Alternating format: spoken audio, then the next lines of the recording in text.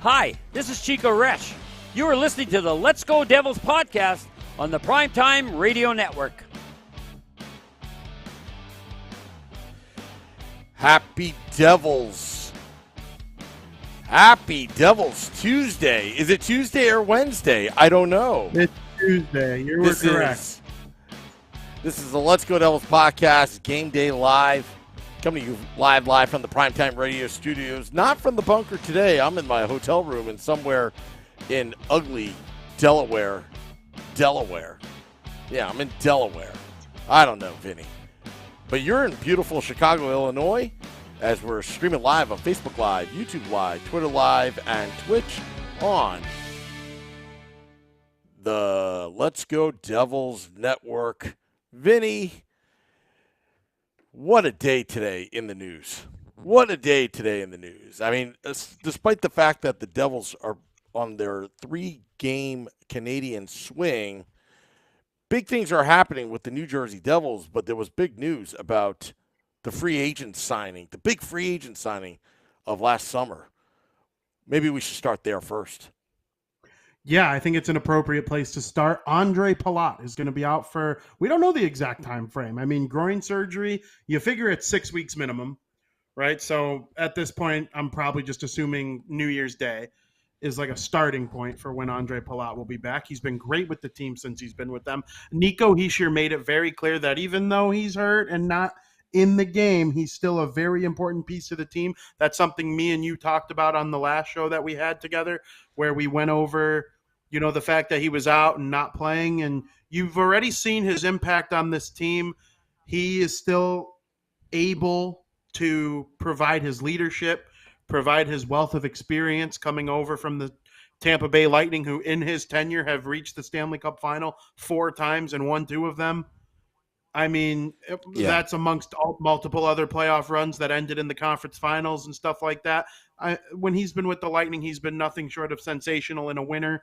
And now that he comes over to the Devils, I think it's no coincidence that all of a sudden that's when this team starts to feel like they're turning the corner. There's a reason they brought this guy in. It wasn't because he's going to score 50 goals and have 100 points. It's for the other reasons. They believe Jack Hughes can do those things, and Nico Hischier can do those things, and even Jesper Bratt can do those things. Ondrej Palat is something different, and I'm happy that he's there. I hope he makes a speedy recovery. The way Fabian Zetterlund played in their most recent win on Sunday was incredibly great. I was thrilled to see it. He's probably just going to replace Ondrej Palat full-time on Nico Hischier's wing. And when Palat comes back, it might even stay that way with Zetterlund. You know, you never know what happens when Palat comes back. Maybe he plays on the third line with Mercer or something like that. But I think this team is more fit to deal with an injury like that than they would have been, let's say, last year or the year before. So we'll see what happens going forward. We wish him nothing but the best in a speedy recovery, but he'll be back soon enough. It's not like he's on a short contract. Yeah, and, you know, let's put it this way. I think he's already made his mark already. I think he's already really just... Sorry, I'm hearing an echo in my ear. Vinny, take over. Sorry.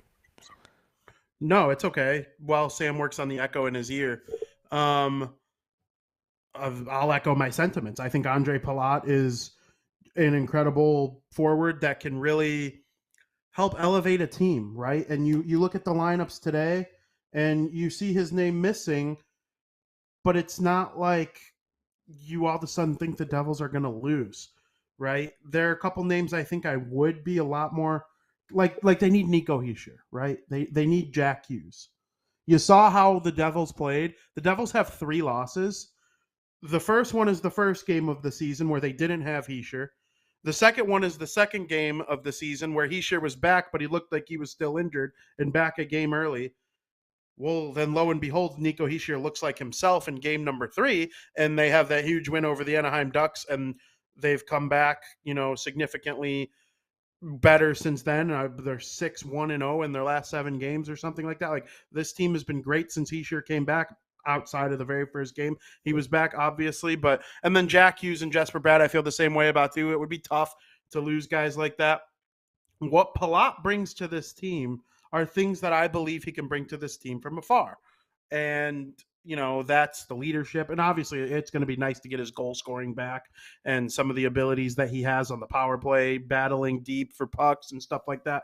But until that point, I think it's safe to say that the Devils are going to be able to tread water while Palat is gone. They don't have to win the President's Trophy. Okay? They don't have to even win the Metropolitan Division. They could be the last place wildcard team for all I care.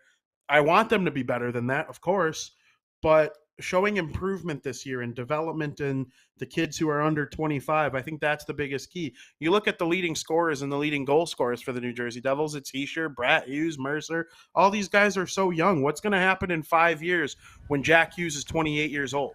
What's going to happen when Nico Hischier's 30?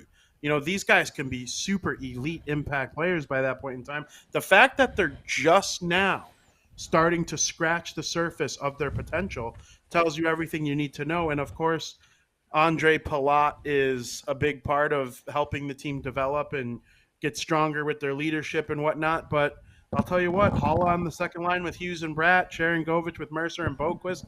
Boquist and Zetterlund are obviously going from 11-7 to 12-6, and then, of course, replacing Ondrej Palat. Those are good forwards to insert.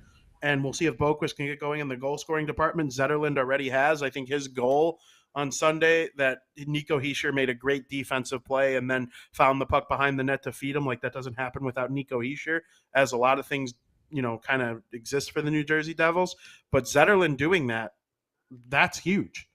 And we'll see if he's able to keep making an impact. But I like him on the top line with Hischier. We'll see if they're able to get going. Sam, are you back? Yeah, I'm back. Sorry, just technical difficulties. When you're on the road producing, I'm sure a lot of the people on the YouTube Live. We got quite a few people on the YouTube Live. Steve Engel, I see Steve Engel, Kyle, Dave Singer, a lot of people just talking, and I still hear the echo, but I'm going to ignore it. I'm just hoping it's not getting on air because it's really bad in my ear. Let me ask YouTube Live. Not. We need to do a tech check.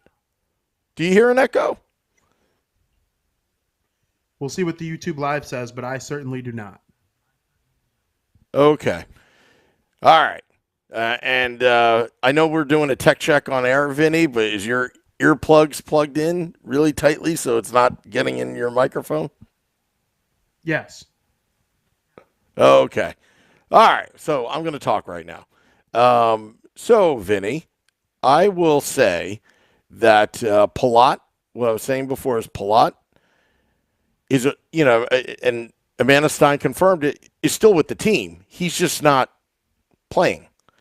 And he was brought in not to be Jack Hughes or Nico Hischier or Jesper Bratt, but he was brought here to make them better and show them and lead by example. So, again, I think the Devils are – it sucks that Palat's not in the lineup, but I will say this, though, Vinny. They are going to show us something in the next few months before Palat gets back for that push, that playoff berth push. And I think it started 3 games ago. And since Palat's been gone, the Devils have been on fire. I mean, it's almost like we don't need them, but we do. So I'm careful when I say that. But, I think the Devils are doing just fine right now. And let's see how they do in the next 3 games. Yeah, I agree. Saying they don't need him, I think, would be a little irresponsible because, like, who are the Devils? They haven't won a playoff series since 2012 when they beat the Rangers to advance to the Stanley Cup final. Okay, they've been in one playoff series since then, and they lost to Ondrej Palat's Tampa Bay Lightning.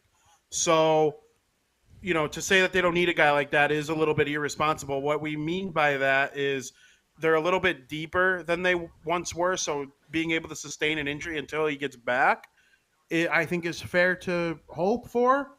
And then when he gets back, of course, like we said, this isn't like when the Lightning would lose Palat or, one of their key pieces where you would still have Kucherov or Stamkos or those guys left over. But we're hoping that Heischer and Hughes and Bratt remain those types of guys for the rest of the season. So far, they look like that. And if you can get Palat back, like you said, in time for a little bit of a playoff push later in the season, or maybe even like just to secure your playoff positioning, I don't think that hurts at all. And I'm excited in a way to see how this team finally handles adversity. Nothing good ever comes to teams that just roll through everybody. Like we've seen the Devils have a good record outside of October, coming out of October for the last 4 years now. I mean, we are literally on a 4-year streak of the Devils coming out of October with a positive record. And here they are, 6-3-0 after 9 games. That's one of the best records they've had after 9 games. I'm willing to say that that's probably a better record after 9 games than 2012 when they went to the Stanley Cup final. And because I remember that team actually getting off to a relatively slower start, and then they pulled it together around December.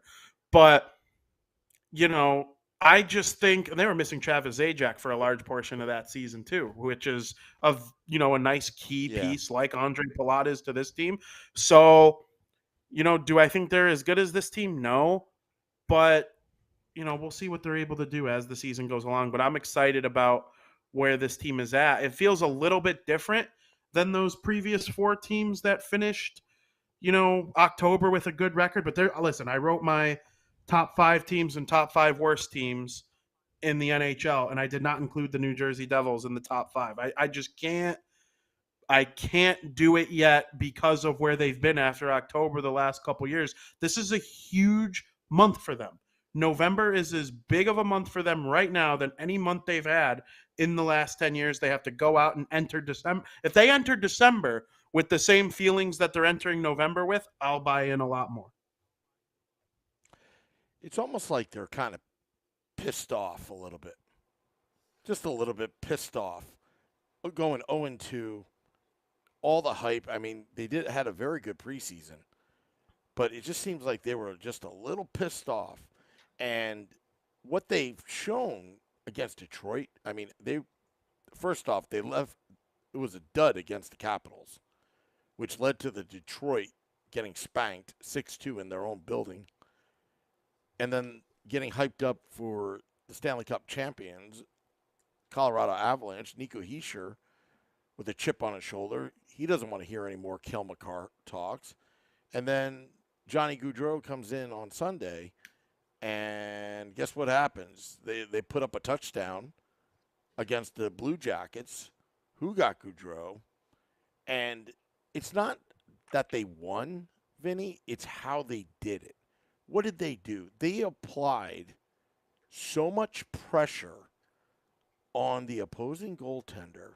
And I'll tell you this, when goalie Elvis had to take a blow, he had to take a timeout because nearly 80 attempts on goal. Remember that stoppage where he just needed to rest and they came out? Because the Devils overpowered him, and he actually had a decent game. They literally willed themselves and just overpowered the Blue Jackets. I'm not saying the Blue Jackets are the number 1 elite team in the league, but it's how they're beating these teams, and that is what is probably different from the last few years, because the young players really didn't have a safety net. They didn't have a veteran to go to, and when they did, they sucked. They're no longer on the team right now. So I believe in this team. I believe in Lindy Ruff, but I'm like you though. they still need to grow. They still need to progress in that direction before we can really call them an elite team. Elite teams win when guys like Palat go down. It's true. And you might remember last year, some of the ways they won were a little sketch, right? Like there was that night, it was in late October, I want to say last year. I can't remember exactly who they were playing. I want to say they were playing Philly. And they got to overtime at like a 1-1 game, and Pavel Zacha scored in overtime. And like there was those types of wins that they were getting early last season. Their only win like that this season is against the defending Stanley Cup champion Colorado Avalanche, where they like had a game plan against them and beat them 1-0. That beatdown that they had over the Columbus Blue Jackets on Sunday is one of the best games I've seen the Devils play ever. And I really mean ever. They outshot them 53-21. That's almost a 2.5-to-1 ratio. And they scored 7 goals. Yeah. And the goal scorers, Fabian Zetterlund. Okay, we need that guy to step up. He was awesome with Hischier at the end of last season. Well, Hischier's got the lone assist on the goal. Oh, number 2 goal, Nico Hischier. Need that guy to score goals. He's the captain. That's his 4th of the year. Graves. You got offense from Graves, who is one of the weakest offensive players I've ever seen the Devils have. He's very good defensively. I'm not poo-pooing Graves, but you don't rely on Graves for goals. But guess what? Jack Hughes and Nico Hischier made a great play. They each got an assist on the Graves goal. And then they gave up a goal to Chinnikov, who, great shot. Every now and then your goalie is going to be beat by a great shot. That happens. Marino intercepted a pass and brought it to the end zone and scored, as we saw on the Let's Go Devils podcast Twitter account. Siegenthaler, another defensive defenseman, scored a goal. So 3 defensive defensemen scored a goal. Why? Because Dawson Mercer and Eric Holla made a great play. Then Bratt scores.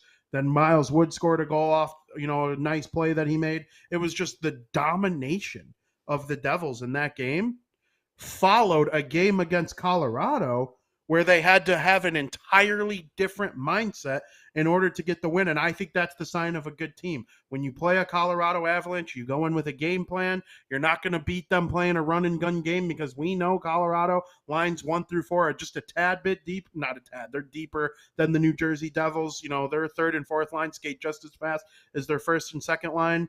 And, it was a different game plan. They figured out a way to win. They had one bad period in that loss to the Washington Capitals. It's not even like it was a collectively bad game. It was the middle period was so bad that they dug themselves in a hole that they couldn't dig out of, and they ended up losing the game. But following it up the following night, a game against the Detroit Red Wings, who is also one of their losses, there were 2 reasons to be pissed off in that Detroit game. The fact that you already have a loss to Detroit and the fact that it's coming off of one of your worst games of the season. They were double angry. They figured out a way, and then you nailed it, the storylines. Cale Makar, Devils would take him first if the draft were redone, but also we really like Nico Hischier too, so who are we to complain? You could be the Flyers and have Nolan Patrick out of the situation. But, and then the Columbus Blue Jackets, they got Johnny Hockey. Now they're the last place team in the Eastern Conference. The Devils are near the top.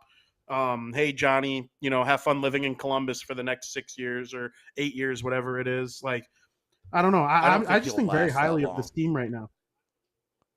I don't think he'll last that long, to be honest. I don't either. I don't think Johnny But Hockey, who would take that contract 3 or 4 Hockey, years from now?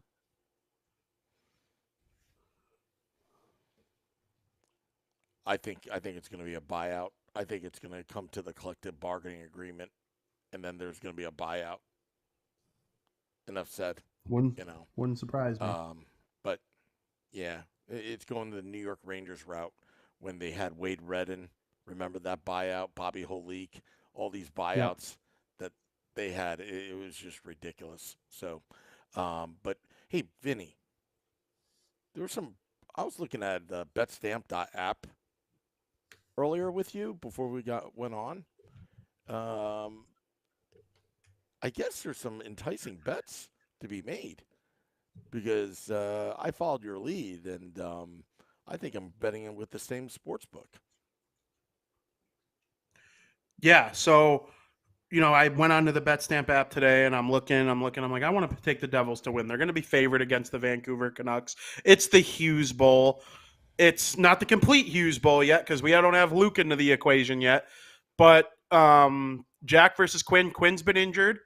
Quinn is coming back today from injury. It's his first game in a couple weeks, so that's obviously a nice boost for the Vancouver Canucks. But the Devils have kind of, played well enough this season for me to not doubt them at minus 120 on the DraftKings Sportsbook.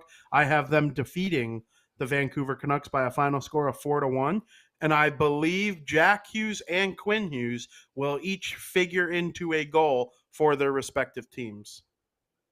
Hockey's romantic like that. Wow. All right. Well, I'm going to take your lead on that, and I'm going to say that the Devils are going to win 6-3. Same thing. DraftKings, I think we're going to win some money tonight or tomorrow because it's a West Coast game. Yeah, that game will 100% go past midnight for you. It'll probably just get close to midnight for me, living in the Central Time Zone. Yeah, and I'll tell you, it's kind of weird doing a podcast from a hotel, but I don't know what to do if John Marino scores a goal or has an assist. I don't even know how to make those calls, to be honest with you. I'm actually dreading it. It's like a full house at this hotel, and it's like, what do I do at like 1 a.m., 2 a.m. in the morning doing this? But hey, you know what, guys? We're actually doing the podcast anyway. There's no excuses here on the Let's Go Devils podcast, Game Day Live and Devils After Dark. Devils After Dark is going to be after the game, folks. And I hope to see all of you staying up for this game, watching Vinnie and I winning money. And if not, you better be listening to us on the morning commute, trying to figure out what happened the night before because you went to bed. Yeah, I mean, I can't believe I'm going into a Devils game like as confident as I feel, and I hope that doesn't set me up for failure because the Canucks have great players. I mean, Elias Pettersson is awesome. We all know that their captain, Bo Horvat, very good. They're wearing the sick reverse retros, my number 2 reverse retro out of all 32 teams. It's my number 2. I kind of want to buy one in a Quinn Hughes and get each team's reverse retro with a Hughes. I by no means like the Canucks or anything like that. I just think their jerseys are so sick. Literally every single one of their jerseys are awesome. But I'm excited about the game, and I hope they're able to pull out a big win on the road. Kick off what is a very difficult Western Canadian road trip. The 2 Alberta teams don't make things any easier. This is the weakest of the 3 links. So go out there and get it done. I'll tell you what, if the Devils can pull off 3 in a row on this Canadian swing, they will have they'll be on notice with the whole league. They really would be. That this is the coming out party. We remember last season's West Coast swing when they went through LA and Anaheim, and they did okay, but they were still progressing. I think this is where they can take a big leap forward, and let's see what happens. Let's see if Zetterlund is the real deal and can help the Devils get through this time when Palat's out.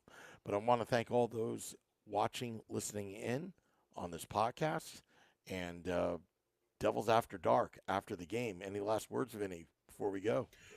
My last words are, as always, let's go Devils. Get a huge, huge, huge win here on the road.